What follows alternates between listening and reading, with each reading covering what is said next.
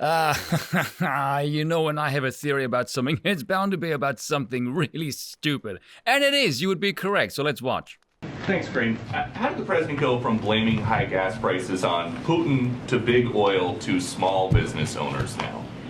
Well, here's the thing about that, Peter, is when you look at, as of this morning, when you look at the crude oil, and when you look at wholesale oil prices as well, they've declined about 15%. And so retail gas prices, however, have only declined just about 3% over the same time period as we have seen with the crude oil prices and the wholesale gas prices. And meanwhile, those same retailers are profiting, their profit have gone up about 40 cents, nearly 40 cents in that same period of time. So what the president is saying is that everyone along that chain, along that production chain line, needs to make sure that they're doing what is possible, their part in bringing down the cost for the American people. That is what we're asking. Consumers should not be the first to pay and the last to benefit.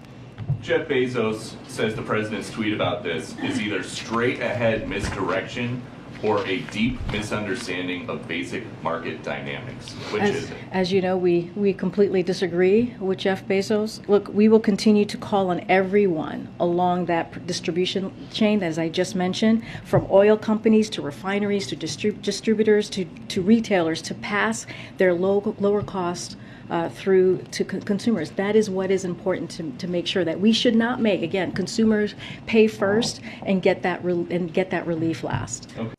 Say what you want about Peter Doocy. He may be a stupid son of a bitch, at least according to Biden, but I will bet you he is jacked, kicking that woman's ass on a regular basis.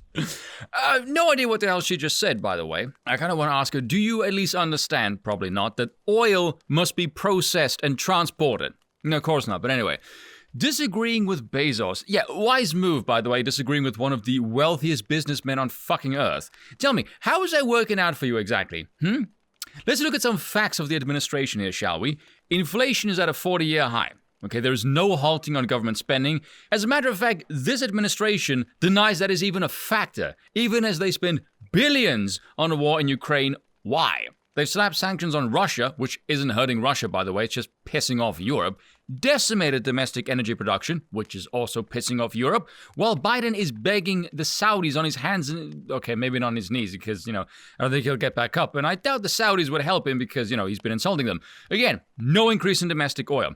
Labor force participation is down. There is virtually no southern border. Biden's approval is 38%. Over 70% of the country think it is going in the wrong direction. I guarantee you internationally it's probably going to be roughly about the same. Less than 20% of independents approve. I have to repeat that. Less than 20% of independents approve. You don't score the independents, you're fucked. His own party wants him to get the fuck out. That's not incompetence. That is deliberate destruction. That is straight up sabotage. He is done. With regards to this one, the affirmative action replacement for the beaten red-headed stepchild, the black sheep of the clan, who still gets the beatings. Now, a question for the white liberals. How racist are you really? Like, how much do you actually hate minorities? Because I think you really do.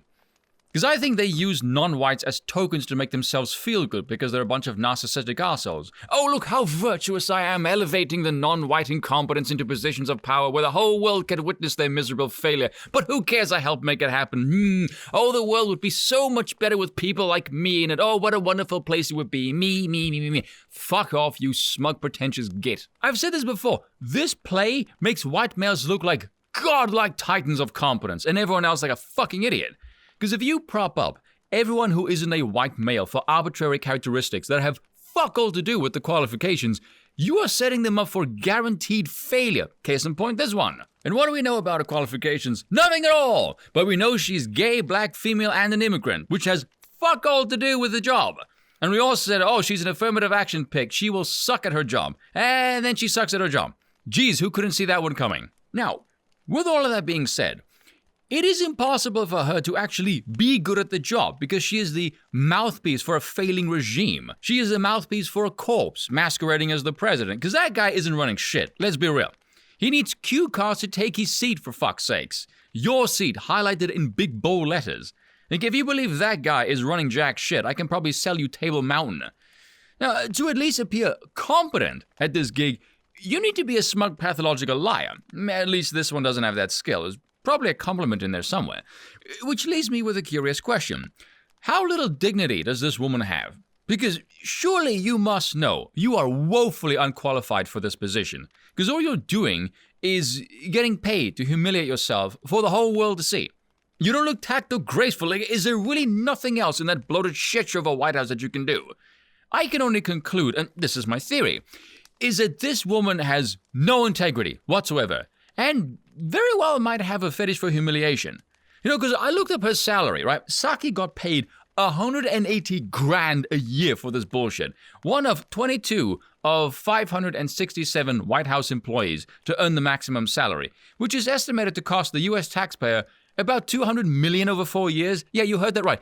$200 million for this incompetence.